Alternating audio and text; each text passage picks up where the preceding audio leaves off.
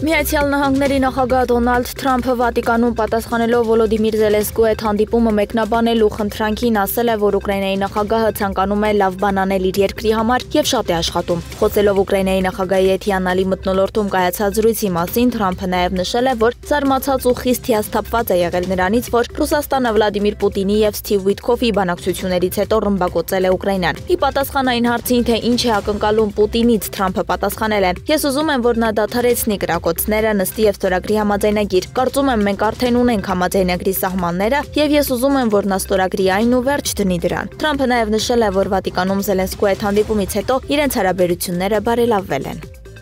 Ռուսաստանի Դաշնության արտաքին գործերի նախարար Սերգեյ Լավրովը հեռախոսազրույց է ունեցել Միացյալ Նահանգների պետքարտուղար Մարկո Ռուբիոյի հետ։ Ռուսաստանի ԱԳՆ-ից հայտնում են, որ զրույցի ընթացքում շարունակվել է վերջին շրջանում զգալիորեն ակտիվացած ռուս-ամերիկյան քաղաքական երկխոսության առանցքային թեմաների շուրջ մտքերի փոխանակումը։ Հիմնական ուշադրությունն ուղղվել է ուկրաինական ճգնաժամի թեմային։ Լավրովն ու Ռուբիոն ընդգծել են բանակցությունների մեկնարկի համար ի հայտ եկող նախապայմանների համախմբման կարևորությունը, նպատակ ունենալով վստահելի ուղի համաձայնեցնել դեպի կայուն տևական խաղաղություն։ Անդրադարձ է եղել նաև միջազգային մի շարք այլ հարցերի, պայմանավորվածություն է ձեռք բերվել շփումները շարունակել բոլոր մակարդակներում։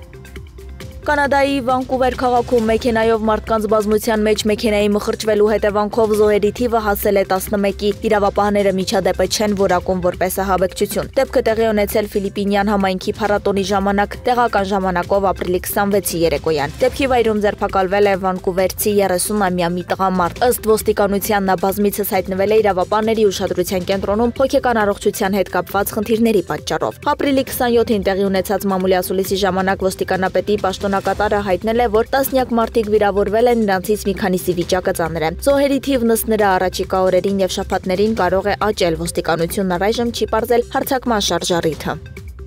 Իրանի Բենդեր Աբաս քաղաքի Շահիդ Ռաջայի անվան նավահանգստում տեղի ունեցած հզոր պայթյունի եւ դրան հաջորդած հրդեհի զոհերի թիվը հասել է 40-ի, վիրավորների թիվը գերազանցել է 1000-ը։ Ապրիլի 28-ին Իրանում սգոր է հայտարարվել։ Իրանի գերագույն առաջնորդ Այաթոլլա Ալի Խամենեին պաշտոնյաներին կոչ արել մանրակրկիտ հետաքննություն անցկացնել եւ հայտնաբերել արդյոք պայթյունը տեղի ունեցել անփութության, թե միտումնավոր գործողությունների պատճառով։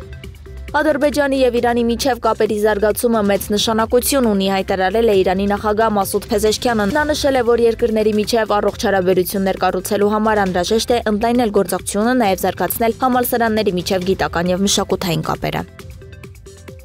Հյուսիսային Կորեան պաշտոնապես հաստատել է ռազմավարական գործընկերության մասին համաձայնագրի շրջանակում Ռուսաստան զորքեր ուղարկելը, հայտարարել է երկրի կենտրոնական ռազմական հանձնաժողովը։ Նշվում է, որ Կիմ Չեն Ընը հիմնվելով ներկա ռազմաքաղաքական իրավիճակի վերլուծության եւ գնահատման վրա եկել են եզրակացության, որ ներկայիս իրավիճակը վերաբերում է Հյուսիսային Կորեայի եւ Ռուսաստանի միջև համապարփակ ռազմավարական գործընկերության պայմանագրի 4-րդ հոդվածին եւ դրա հիման վրա որոշում է կայացվել ռազմական գործողություններին մասնակցելու նպատակով զինված ուժերն ուղարկելու մասին։ Տեղեկացնելով ռուսական կողմին, Կիմ Չեն Ընը զորքերի ուղարկումը համարել է Սուրբ Առաքելություն ամրապնդելու բարոյացությունը երկու երկրների միջև, ապահովելու նրանց զարգացումն ու բարգավաճումը եւ պաշտպանելու իր պետության պատիվը։